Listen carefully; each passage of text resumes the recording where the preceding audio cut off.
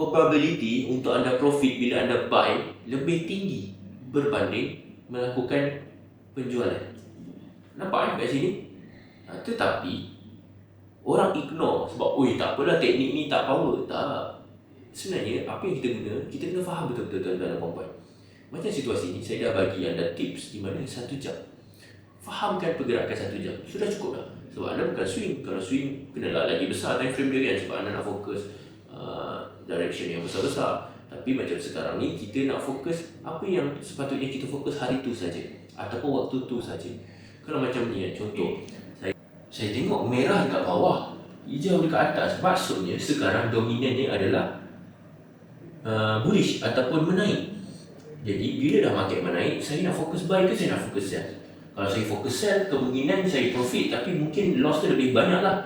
Tapi kalau saya fokus buy, ke barang kalian untuk saya profit banyak tu lebih tinggi berbanding loss. Jadi kenapa saya nak counter? Jadi saya kena bercakap dengan diri saya dulu. Sama juga macam tuan-tuan dan puan-puan. Sangat banyak 800 tick. Kalau dalam satu ni dia dah dekat 8,000 lah. Dekat 8,000, sangat banyak.